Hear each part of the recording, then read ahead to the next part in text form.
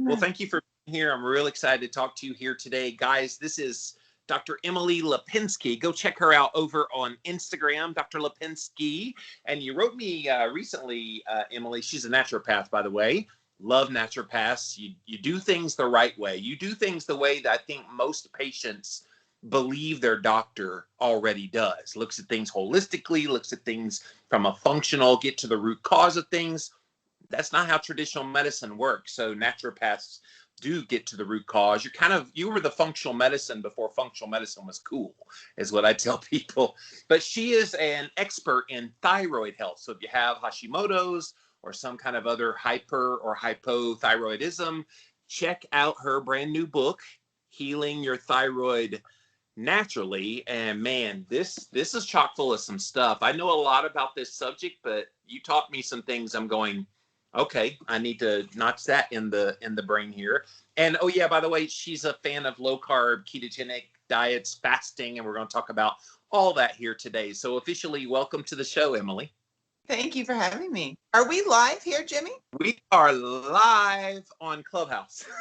But this is recorded. It will come out in the near future. But I am over here on the Keto Clarity Clubhouse, so anybody that pops in can listen live to what we're saying.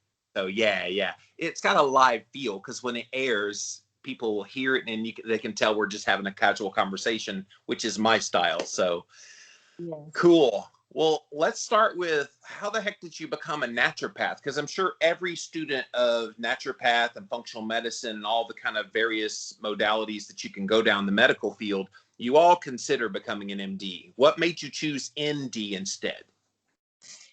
Well, it was my own personal health journey and my parents, really. So my dad's in conventional medicine. He's a dentist, and he's really believes in science and all the good stuff that conventional medicine has brought us.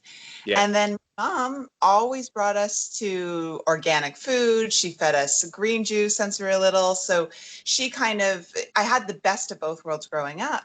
And then when I started to feel unwell myself, it was natural medicine that really helped me feel better. And to top that off, I got into medical research, and I really started seeing that, okay, there's actually some really great research behind natural medicine, but because we can't fund it, there's no pharmaceutical money funding natural cures, it wasn't getting out to the masses. So I thought that's the kind of medicine I'd like to be in. Yeah, you can't make a lot of money off of vitamin D, unfortunately. I'm grateful as a patient, I can go and buy vitamin D3, K2 supplements and get it right off the shelf, and it's not that expensive, and I know it's giving me benefits. That's one of many examples of how, yeah, you're right. And you can't patent steak and vegetables like it's it's a little bit hard. So it is unfortunately the jadedness that a lot of patients like me, I try to educate other patients. It's the jadedness we feel of, why is the system so against us if they're supposed to be about helping people get healthy? Sure. I know. That's why most people end up, well, now I'm virtually, but previously in my office or online saying, how come this wasn't explained to me? Why wasn't this done in the first place? I run a lot of blood tests with patients that really show the root cause of what's going on, why they have hypothyroidism. And I'd say 9 times out of 10, people are really frustrated that wasn't done just off the bat, right? Yeah, exactly. And unfortunately, in the thyroid space, a lot of people don't realize when you go to see your conventional doctor, they're not running the full panel. You're lucky if they just run TSH. That's usually the one they go to, and that's all they look at. But you miss so many things. They might be doing T3 and T4, very rarely reverse T3, all the different ones, and then thyroid antibodies. Yeah, unless you're like going to somebody that really knows what they're doing, they're not running these kinds of tests. And so people say, well, my doctor said my thyroid is okay. And it's twofold. They didn't run enough tests, and they have ranges that are not the optimal range. They're the range of people that go see their doctor about the thyroid. And so it's sick people ranges. How do you explain this to people that come to you and say, well, Dr. Lipinski, my doctor says I'm okay with my thyroid, but I still feel all the symptoms of having thyroid issues? Yeah, and that you're exactly right. So the TSH is the gold standard test in medicine, and that's a hormone that comes from the brain. So that hormone, the TSH, thyroid stimulating hormone, speaks to the thyroid gland, which is located in the neck. And I explain it should be kind of a gentle whisper, that communication. And that gentle whisper should show up on blood work somewhere between 0.5 to 1.5. But a lot of labs in Canada and the US put that upper range somewhere at 4. It used to be 6. And the American Association of Endocrinologists have been saying for a long time, it should be a lot lower. We should cap that at 2.5 maximum, especially for pregnant women, first trimester. If the 2.5 is higher, it can cause miscarriage. So that's a really, really key important feature. But they're still in all the data, like the textbook science, the conventional wisdom, saying some women or men, but primarily it's more women, shouldn't be medicated until that TSH reaches 10, which in my mind, most of the time, people are feeling so sick by that time. Obviously, that whisper is a huge yell by that time. So if I see a TSH anywhere actually over 3.5, and the person has symptoms, I want to dig a little bit deeper, right? Yeah. So I would liken the TSH is the total cholesterol of thyroid health. It doesn't really give you a lot without context of all the other numbers. Exactly. And cholesterol is another one that, by the way, what is the impact of thyroid function and health on lipid numbers? Is there any connection there? Absolutely, because the thyroid gland is the master metabolism, it's the master regulator. That's why a lot of people, and this is a key point that should be noted too. When we talk about hypothyroid symptoms, there's a huge basket of symptoms. And some people say, well, yes, I have weight gain, but I don't have B, C, D, and E, so therefore I shouldn't have hypothyroidism. Sometimes people just have the one symptom. But feeling cold, gaining weight, not being able to go to the bathroom as much, so feeling more constipated or only going to the bathroom once a day. I like to see patients going usually at least 2 or 3 bowel movements. But when you have that slower metabolism, the lipids can actually build up in the system. So we see this higher TSH or slow thyroid people tend to have higher lipid levels as well. And Synthroid, the classic medication for thyroid, doesn't always correct those lipid levels. We have to do it in other ways. Yeah, Synthroid is overused, I think, by the traditional medical system. I know naturopaths try to do more natural versions of kind of pig thyroid, desiccated pig thyroid. Was it Armor is the popular brand that as a medication, but there are even natural versions of Armor that they don't have all the fillers that Armor might have in them. Is that what you use with some patients to try to help them naturally? Normally, that's what if I'm going to prescribe, that's what I use. In Canada, we use something called IRFA, or like you said, we use desiccated thyroid. So it's compounded. So the pharmacist actually makes it up fresh. It does cost a little bit more. Some people's drug plans cover it. Sometimes they don't. But that I find for most people does work the best. But again, medication isn't the be end and end all. I mean, we've got to do, especially because it's not fixing the root cause. Even if it's natural medication, it's still not getting to that root cause for 90% of the people. So let's get to root causes, and I want to get to ranges of all the numbers you run because people are always asking me, what are the real good ranges? I don't want to know the crap ranges. I want the good ranges. We'll get to that in a minute, but let's get to those root causes, and diet seems to be a perfect start. Huge. Yeah. So when we look at thyroid, most people, and again, the old school thought of thyroid was that the thyroid gland just doesn't have enough iodine, and it's just slowing down. The thyroid gland's getting older and it's slowing down. It's not working as well as it should. So those hormones that come out of the thyroid gland, T3 and T4, they're becoming less and less. But now we know, especially in the last few years, that actually not upwards of 80 to 90% of people with thyroid issues, it's not their thyroid that's at fault. It's the autoimmune disease. Yeah. So with, most people with thyroid issues now have Hashimoto's. And so that is because the immune system is actually attacking the thyroid gland. Yes. So why does someone have autoimmune? I'm sorry. So that was like a gut dysbiosis, leaky gut basically leads to that? Well, yeah, there's the three key factors to lead to autoimmune. First, we need, somewhere in family history. So genetics has to play a part. Some people know they have the genetics, some people don't. Then we have to have triggers, and we're exposed to triggers all the time. And this is the interesting thing with human variation. Some people could be exposed to one trigger, and that's it. It cascades the autoimmune. Some people need multiple triggers, but triggers are radiation, cigarette smoke, common medications like Advil and birth control pill can increase the risk. And then the final kind of tip that we need is the leaky gut, the gut dysbiosis or intestinal permeability. We know now that basically everyone with autoimmune disease has that. That was speculated in medicine for a long time, and now we have enough data to say, yeah, that's kind of across the board. Oh, but traditional medicine still doesn't give credence to anything related to gut health, at least from my perspective. Yeah.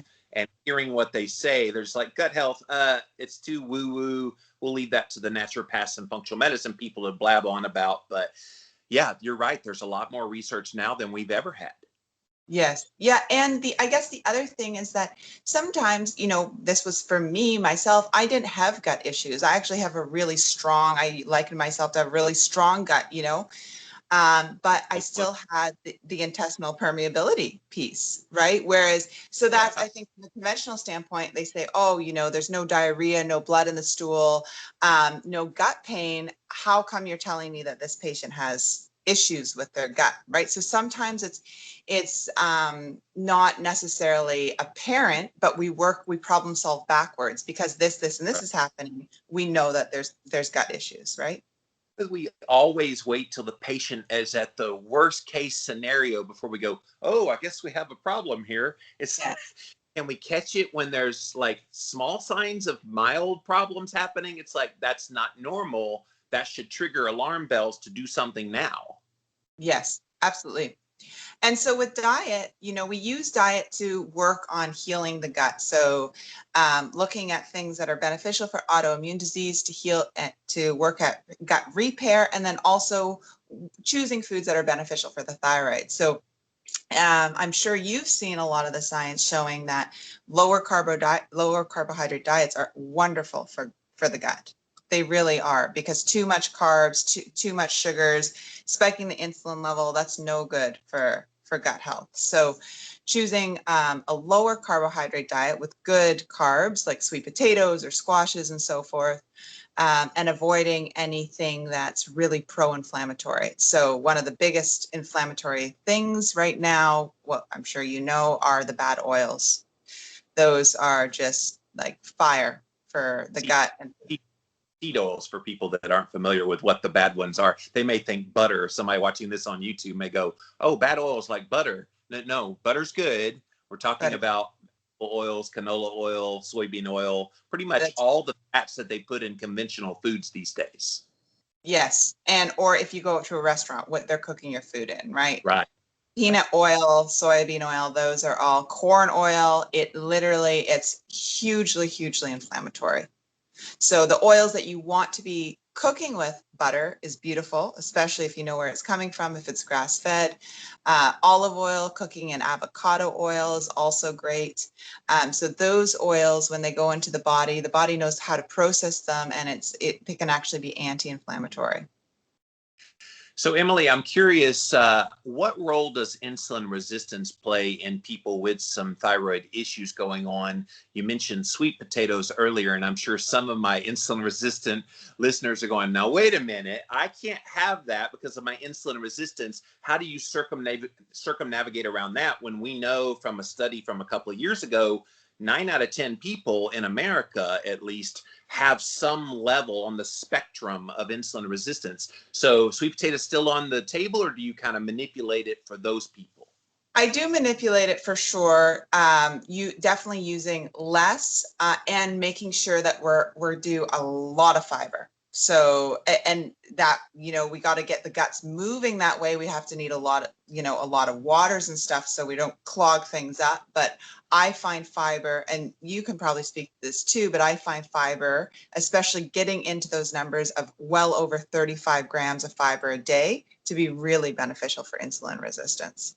So from like green leafy and non-starchy, primarily vegetables, is that what you're referring to? Or even flaxseed, I suppose, and some other things like that? Yeah. Yeah. The Yes. ground mixed with water, get it all, Yeah. gooey and mucilaginous. Of course, you have the green smoothies. I was looking on your profile. It's like, oh, I'm a big fan of green smoothies. You got one right now, don't you? I want to see it on camera. Where's the I green? just water Yeah, right now. I got water. But yeah, so green smoothies, that kind of intimidates some people in keto too. Well, what am I putting in this green smoothie? I'm sure you put some recipes in your book, didn't you? Yes. Yeah, Yeah. In the back, I have some recipes. go Yeah. check them guys. Back of her book, but I know your community has worked. You probably know a little bit more than keto than I do for sure with all your experience. I find from patient to patient, what someone can eat on keto is there's a lot of individual variation. yeah, So, for me, keto, I had to be so strict and it would knock me out, right? Whereas my husband, he got into keto and then he could have berries, he could have nuts, he could have his green smoothies, nothing. He was losing weight. He was like pure, like just, he felt great. So I yeah. think that also, and that's why I love more natural medicine or, individualized medicine, because there really is such individual variation and we really need to work on the patient and what they can tolerate and what they can't, right? Yes, and this is why there's no prescriptiveness when we talk about keto. Keto isn't a diet. Ketogenesis, ketogenic diets, nutritional ketosis, whatever you want to call it, it's all a metabolic state. And there are people who are athletic, who can have 150 grams of carbohydrate and still be ketogenic. Whereas if I look at that many carbs, I'm not going to be ketogenic. And so you're right, it's going to vary. And that's why you need a practitioner like yourself, someone that can kind of work through all the ins and outs of your specific situation. I do want to circle back to thyroid health again, because diet, we've kind of established that. We mentioned kind of lower carb diets and real food. That should be the basis. Fasting is something you're also interested in. What kind of fasting can people with thyroid issues do? So I'm so glad you brought this up, because keto, for some people that are hypothyroid, especially if their thyroid gland hasn't been corrected yet. So let's take someone who's got a TSH around that 4 or 5. Maybe their thyroid health hasn't been properly addressed, and they start doing too much fasting or too much ketosis. That can sometimes lower the T3 too much. Yes. And it can throw the thyroid gland off even more. And so you will know that that's you if you start doing keto and you already have hypothyroid symptoms. You start doing keto or you start fasting quite a bit and you notice, okay, actually this is working against me. I'm gaining more weight, or I feel more, I feel more fatigued. That's probably a key that your thyroid absolutely needs to be addressed before you start trying to do these things again. Oh, you're triggering so many thoughts in my head right now. So when the thyroid hormone goes down, is that like a reactive hypothyroidism to your diet in the same way of reactive hypoglycemia that happens? Is that the same kind of It's a thought pattern? trigger, like, okay, we're going into starvation mode. Like our metabolism's already slow. So, Yeah. and we could be going into starvation. So it almost, it reacts to it. It's almost like, okay, we're going to slow down even more and we're going to start storing this up. So Do you find that's exacerbated with people that have insulin resistance because their body is already kind of going down that tendency for reactive hypoglycemia in that state? Do you find people with that tend to do, and this is fascinating, by the way, thank you for making my brain work at 8 o'clock in the morning today, that it makes those people with the thyroid issues have that much easier a time, unfortunately, to go down that negative rabbit hole?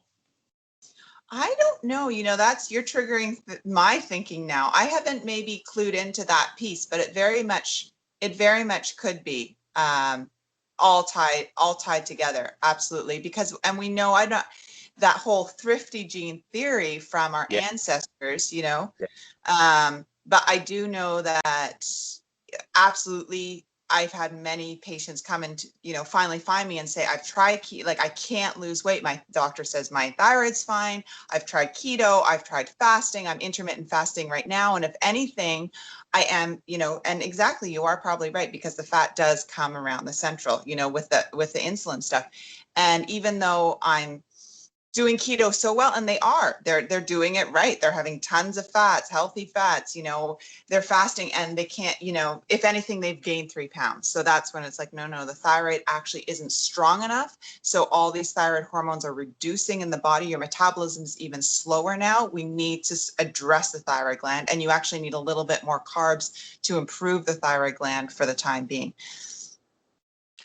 Yeah, and again, the juggling act begins. Yeah. It's fix the thyroid. What I'm hearing you say, fix the thyroid, and then try to implement periods of fasting. Although an intermittent fast, eating within a window probably is okay, even for someone with Hashimoto's. I know a lot of Hashimoto's people write to me all the time, and they're like, I can't fast. I'm like, have you tried? Oh, I've just heard it's bad. I'm like, have you tried just not eating for, 16 hours and seeing if you could eat within that 8-hour window? No, I've never tried that. Then they start doing it, Emily, and they're like, oh, wow, I feel really good doing that. So is that something that you kind of introduce it to your patients that way? Just eat within a window? Everyone, carte blanche, everyone should be having at least 12 hours, when overnight sleeping. And that's interesting too, talking to patients about that. There's a lot of people that are like, oh yeah, no, I go like 8 hours, or I go 6 hours. And it can be complicated. There's a lot of people out there that do shift work, or that have, things they have to get up for kids in the middle of the night. And then they think, oh, I can't sleep, I'm just going to have a little snack. And they don't really think twice about it. But having a 12-hour bare minimum, absolutely across the board, that should be, for sure. And then just increasing that a little bit, trying 13 hours, 14 hours, 15 hours. Absolutely. I 100% agree. That can be I think it's actually really important for health. And I don't think everybody needs to do super long fasts. I recently finished an 18-day fast, but I'm a crazy man. Yeah. Water, salt. I like keep a little salt on hand while I'm doing podcasts and drinking water. And I only ended it because stress kind of got to me. I've been dealing with some stuff in my life. And so I made it 18 days. I'm not bemoaning that. I was trying for 40 and it didn't quite get there. But anyway, I noticed that my gut health was so spot on there, and still is. This is 2 weeks post fast. And so many things. I felt good. I lost a massive amount of weight, blood sugar regulation. I wore a CGM post fast just to see what would happen when I reintroduced foods. It was like 60s, 70s, 60s, 70s. Occasionally I would go up 80s, but it was pretty tight range. The last day I ate some junk just to make sure the thing wasn't broken, and it jumped over 100 points. So yes, it worked. But the cool thing about that, Emily, was 1 hour postprandial went from like 74 to 194, which is a horrible jump. I'm not recommending that. But then 1 hour after that, 2 hours postprandial, it was back to 85. So my insulin did its job. I've long been insulin resistant, and I think that fast kind of reset some of that insulin sensitivity that I've been missing. Amazing. And have you, I'm sure you have, but worked with berberine and all these other things to try and, I got a lifetime supply of berberine up in my cabinet in there. So, but yeah, that's what's helped. Berberine, and some of the non-supplement things like just grounding, getting in the sunshine daily. I've got photobiomodulation from red light therapy. I've got infrared sauna. I've got breathing techniques, not Wim Hof. I'm not quite there yet. That's a little intense, but breathing like 4-7-8 kind of breathing to kind of relax. All those things have really helped a lot, me personally. And I'm so glad you brought that up too, because that is so important. And I talk to patients all the time that we are animals. We don't think of ourselves as animals, but we are. And being inside with artificial light in front of the screen, especially now with the pandemic, everyone's working from home. A lot of people are actually working longer hours on their screens. It's so away from our natural habitat, which is outside. And there's research looking into using particulates from dirt and having people consume them, and the amazing thing it does to the gut. So, Yeah. grounding, being with the sun, making sure you expose yourself to actually pure sunlight every day, Yeah. looking at trees, breathing fresh air, that puts our body back into our natural environment, and our bodies are made to heal. So when the body is put in the right environment, it can heal again, but we just have to place it there. I'll tell you what's been a game changer for me is getting sunlight in the eyes at 4 different points in the day. So when the sun's coming up, it's just past that here in South Carolina. I got some this morning. Then about midday, around 11, 12, I'll go and it's kind of up there. And then about 4 o'clock in the afternoon, it's this side. And then as it's setting, I'm getting that sun, not looking right at the sun. For people playing at home, don't look at the sun, stare at it. But you get the exposure to your eyes. I sleep like a baby. I wear the Oura ring so I can track how my various stages of sleep are, deep and REM. It's so powerful of its simplicity that people totally miss this aspect of thyroid and all kinds of health. Yep. Nature cure, right? That's the original medicine. You learned a little bit about that in naturopath school, I'm sure. So well, let's get back to it. So we've been talking about underlying causes of why this hypothyroidism and other thyroid issues pop up. We've talked about the role of diet and how you fix it. We talked about fasting, how to do it wrong and then do it right. What other things? I'm assuming environmental things like we were just talking about, but even like toxins in the home, in the air, in the household products. Is that a biggie? Huge, huge, huge. Yeah. So toxins, environmental toxins, common toxins in the house, they're a huge trigger for developing autoimmune disease. They also can be stored. Certain toxins can be stored in the pineal gland or actually target the thyroid gland and be detrimental to that. So some big chemicals and toxins you want to avoid are PCBs, phthalates, anything that has fragrance in it. Yes, glyphosate is a big one as well, especially this time of year. People are starting to use Roundup to kill grass seeds. That's some nasty stuff, you guys.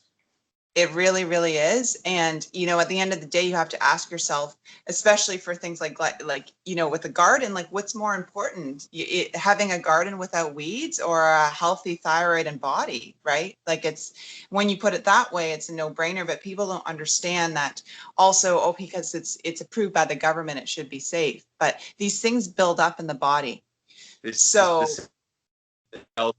This is the same government that tells us low-fat, high-carb diets are healthy for us. Right. Yes. Yeah. Or don't have fruit and vegetables in children's schools and have vending machines. So, yeah, but anyways, so I really tell my patients, first, do everything you can in your own house to reduce your chemical load, your chemical exposure. So perfumes really are a no-no. Essential oils should be used instead. Go through your body care products, what you're washing your hair with, putting on your body, making sure there's no fragrance, or when you read the labels, there's not a whole bunch of chemicals there. What you're cleaning your house with. I clean my house with vinegar, baking soda, essential oil, and water. That's it.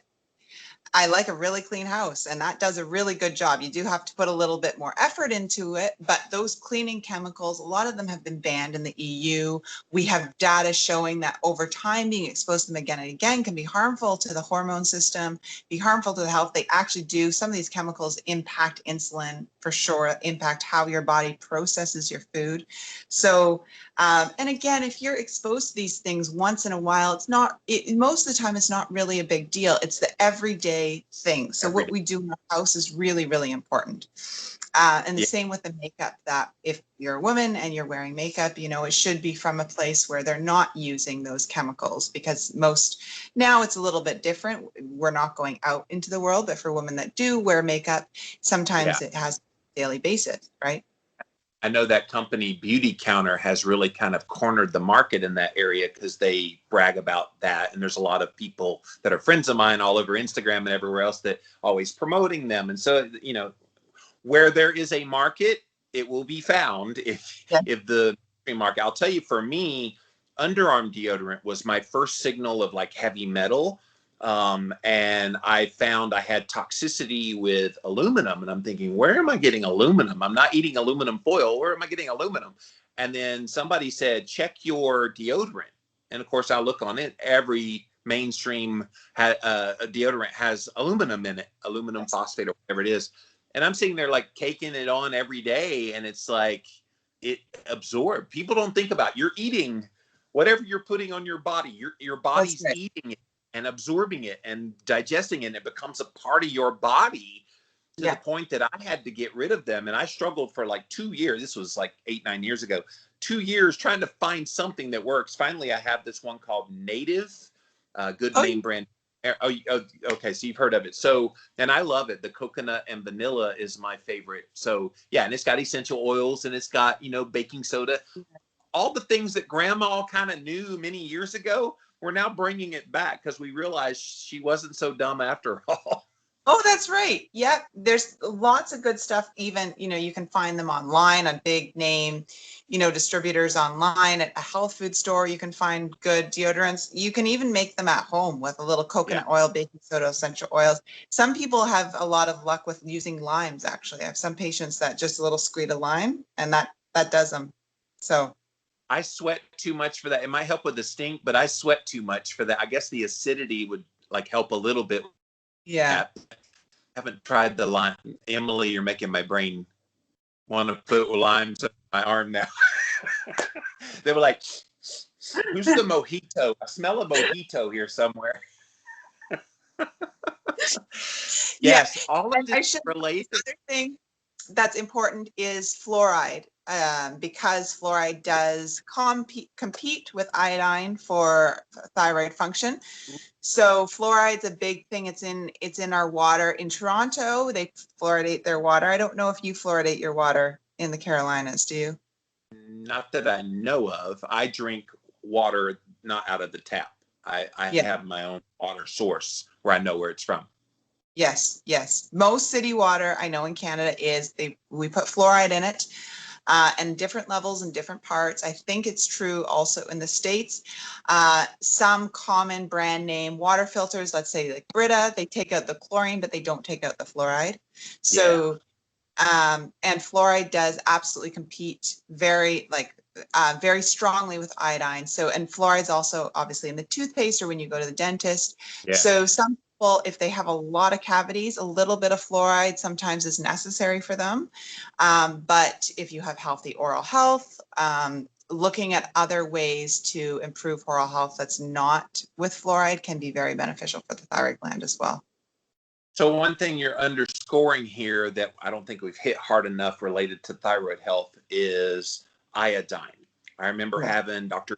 East Karazian on many years ago on my podcast. He's like the godfather of thyroid health and iodine. He kind of put it on him and this guy, Dr. Jorge Fletches. I'm going back over a decade ago. I interviewed him, Johnny LeBay. There's all kind of you guys out there that have kind of been on this understanding iodine thing for a little while as it relates to your thyroid health. Talk about the role of iodine, how too much iodine's a bad thing, food sources of iodine. Just give us a little bit of a primer, and why does it help regulate the thyroid so well?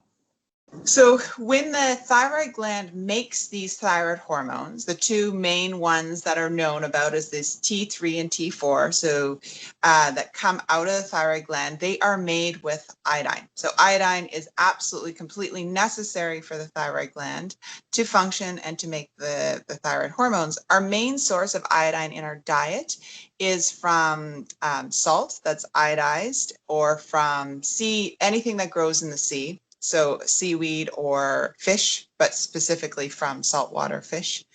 We know a lot of humans, especially that live inland, don't get exposure to that sort of seafood.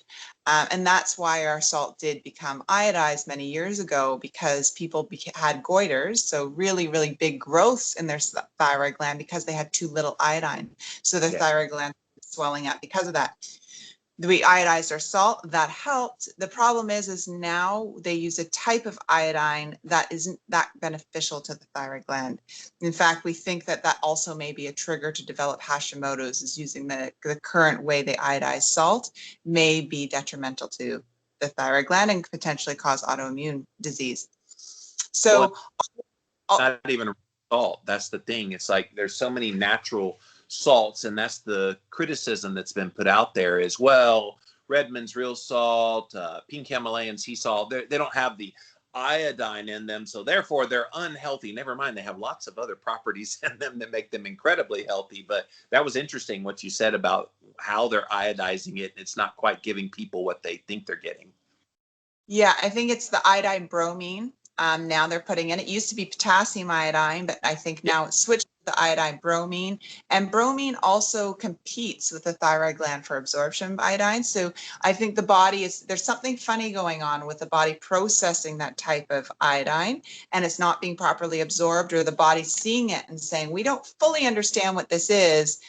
And when the body does that with anything, when it's, like GMOs and so forth, that's when things get funny with processes in the body, because they see it and they think, we don't fully understand what's going on here, so that can cause a strange reaction in the body. So I definitely avoid iodized salt, using the natural salts, the sea salts.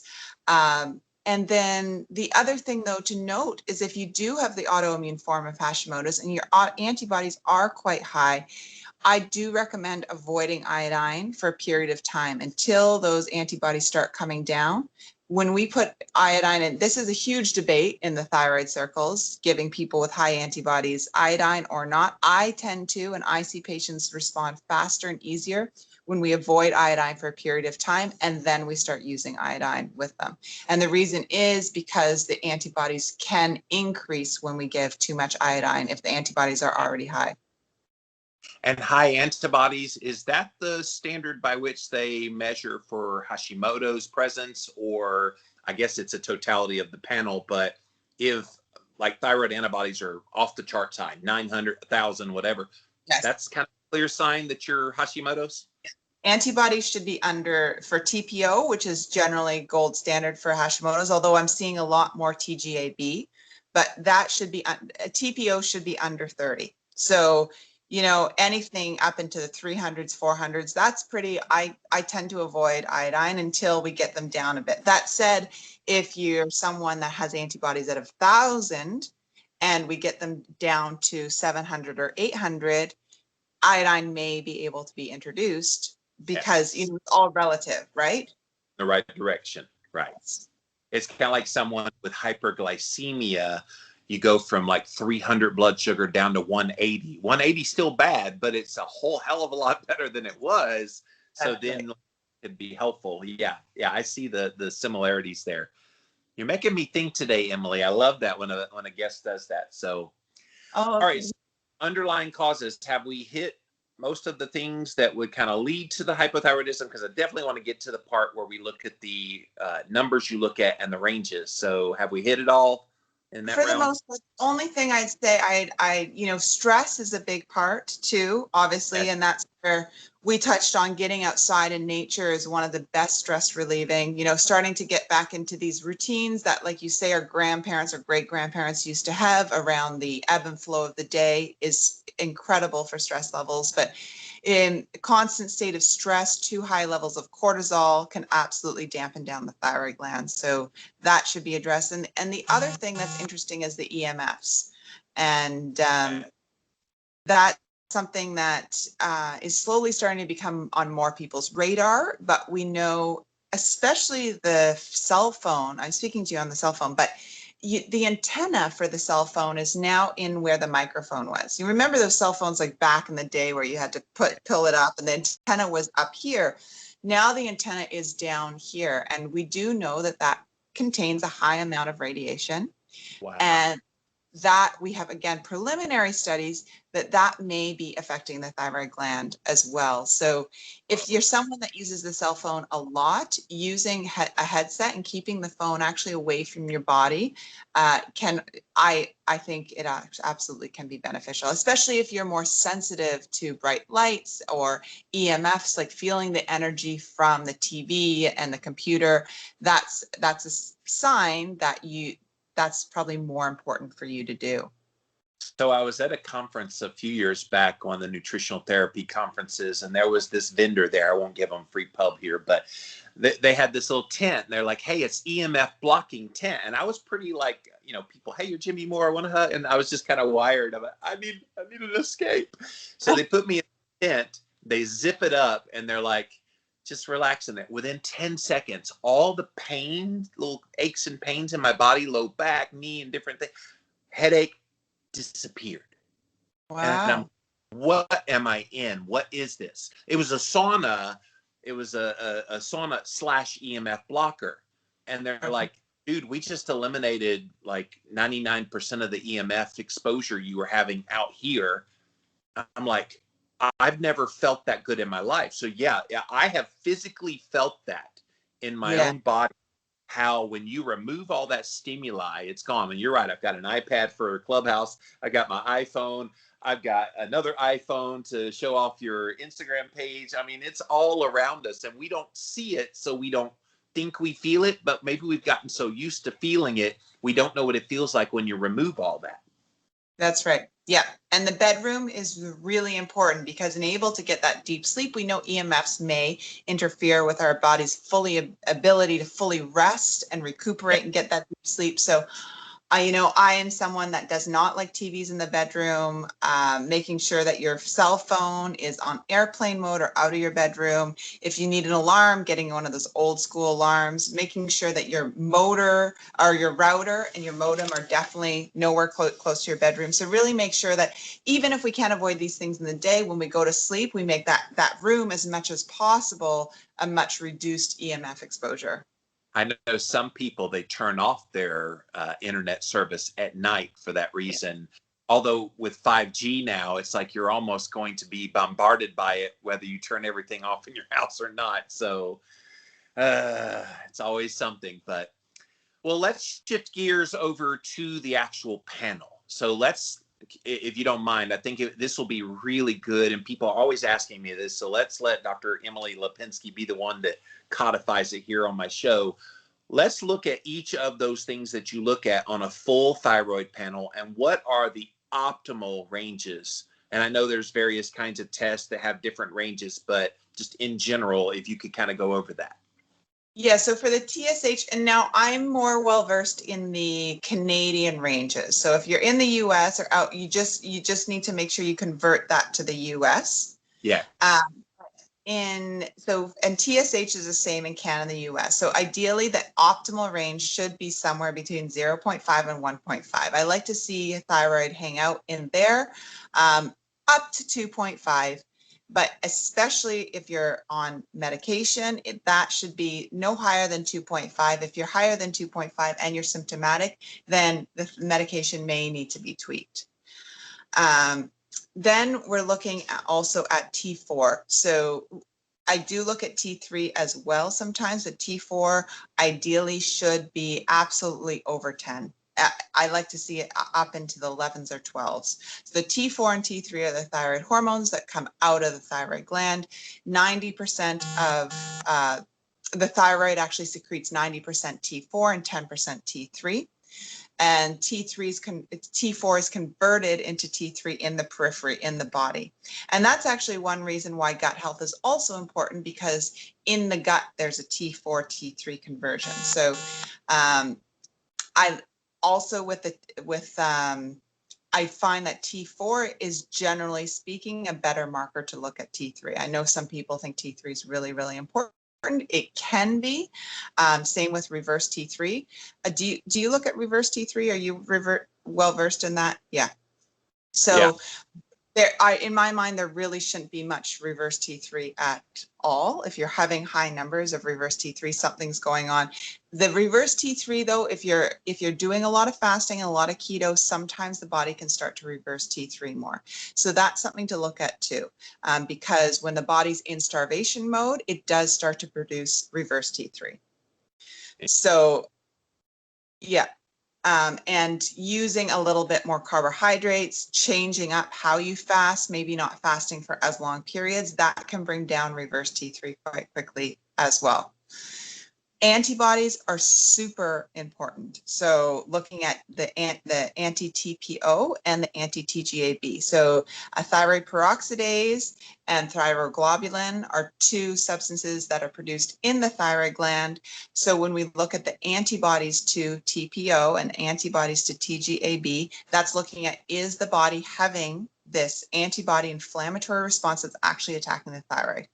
So those are not commonly tested, as you mentioned, in conventional medicine, but they're so key to proper diagnosis and understanding root cause. TPO should be under 30, and TGAB also should be under 30 or 35, 40. When you're starting to get into the numbers of, up into the 80s, hundreds, even though you're not too high, that is such a key time, an easy time to start to reverse those numbers. And if I have seen it in practice time and time again, if we catch Hashimoto's early, so if we're testing those antibodies and they're just outside the 30s or the 40s, they're into the 50s or 60s or 80s, generally speaking, we can reverse that so fast. Like, it's just triggered. We just have a little bit, so that's also why it's so important to test early in the game, because if you can get at those antibodies until they go crazy, taking someone that's at antibodies of 50 down back under 30 is totally different than taking someone in the 800s or 900s back down to 30, right?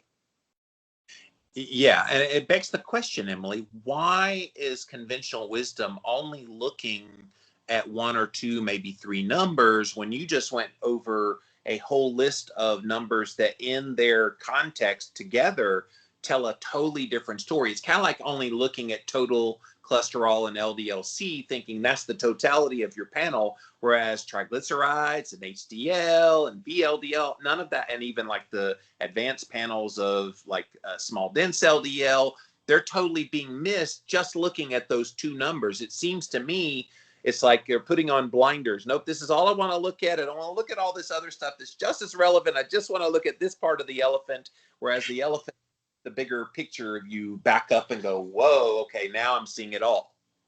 Absolutely. And these labs do cost money. So in Canada, with healthcare that's quote unquote free, sometimes what the common healthcare will cover is only one part of the picture. But again, it's not really asking and begging the question and getting to and looking at the markers to tell you exactly what's going on.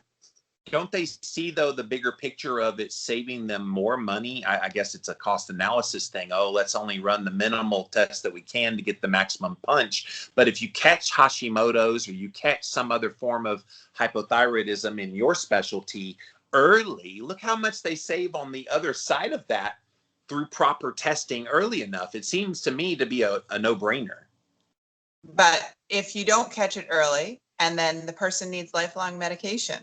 So, yeah, but I guess something that will have to cumulatively build over decades before you see the pay dirt for it. Yeah, because this is the thing. This is why, so many patients come to me too. They just say, my doctor just says, oh, we just wait a little bit more and then you'll just be on medication. We're just waiting for it to drop and then you'll be on medication. And it's like, okay, well then what? Oh, well then you'll be on medication for the rest of your life. And it's like, that's the solution. It's like, let's just wait till it goes over. We'll put you on medication and then that's it. It's like, that's so backwards to me. They do the same thing with people with prediabetes. You get an A1C over 5.6 and they're going, okay, well, we're going to keep an eye on it. Then you're at 5.9. Okay, I guess we're going to keep an eye on it at 6.5. Oh my gosh, you got type 2 diabetes now. Insulin and metformin and I'm couldn't stop that like 3-4 visits ago. Yes. Yeah, I know. Yeah. Some days I just get jaded because the answers are staring us in the face and average everyday patients just don't know. I hope that some of my work and other people in this space are helping educate patients so that they can be more informed, but I just see this slow tick to inevitability with chronic diseases. Oh, it's chronic disease. It's just inevitable. And if I hear one more patient write to me, well, I have a genetics that tell me I'm going to be diabetic. Okay, maybe, but what about the genetics of you putting Coca-Cola and junk food and fast food in your body? There's no genetics there. That's your lifestyle choice. It seems that a lot of people scapegoat everything. They do. But the thing is these fast foods are addicting. Coca-Cola is addicting. And so sometimes say to patients, we can do baby steps. Small changes over time do make big impacts. So if you're, accustomed to a lot of junk food all the time, you might not be the best candidate to do keto or good fasting right away. Like, let's just take out some of that stuff 50% and go, it's like someone I worked with a few months ago. They were having 14 cups of coffee a day and they were like, there's no way I can cut it out. I'm like, let's take it down to 12 cups. Then we'll take it down to 8 cups. And now they're at 2 cups a day. Like, you can do it.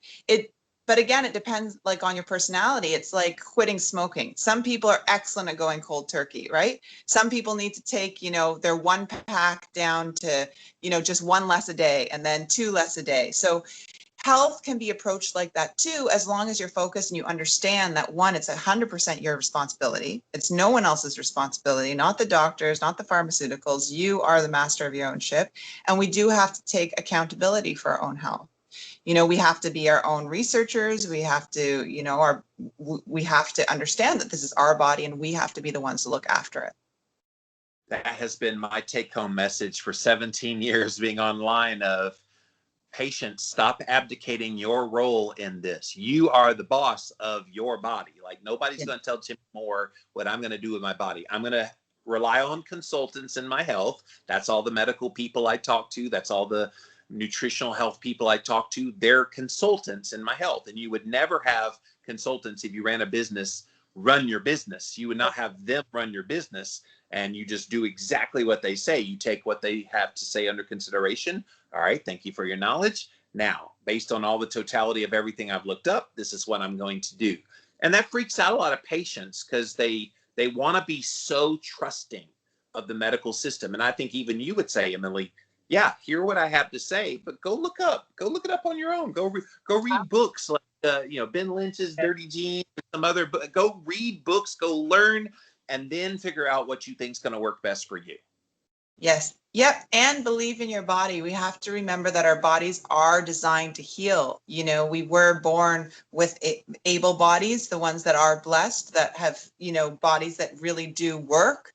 And we have to remember that when we get a cut, let's say, we don't think twice and constantly look at it. And is it going to heal? Is it going to heal? Again, most of us, the cut just heals without us even having to think about it, right? We have to remember that, like you say, if we put our bodies in the right environment, give the bodies the good, the right food, the right support, our bodies are designed to work optimally. That's the way it's supposed to work. Unfortunately, people think, just give me the pill. I want to keep living the life I'm living. And there is no pill that's going to overcome a junk diet, a junk lifestyle. You can't tell somebody addicted to crack cocaine that they're going to be healthy if they just take a pill to offset the... No, it's going to catch up to you eventually. Yes. So guys, go check out the brand new book, Healing Your Thyroid Naturally. It's Dr. Emily Lipinski's comprehensive guide to doing that. And Emily is over on Instagram, Dr. Lipinski over there. Where else are you on social media? Facebook? You got a Facebook page and other places? I'm more on Instagram than Facebook, but I also, my website, emilylipinski.com, is a great way to find me. Yes. And so definitely click on that little link tree thing that she has there on her Instagram page. And yeah, you can get all of that. But Emily, you are a delight. I'm very happy that you're out there in the world spreading the health knowledge. We need more people like you. And thank you for joining me here today. Oh, thank you so much for having me, Jimmy. It's really been a pleasure.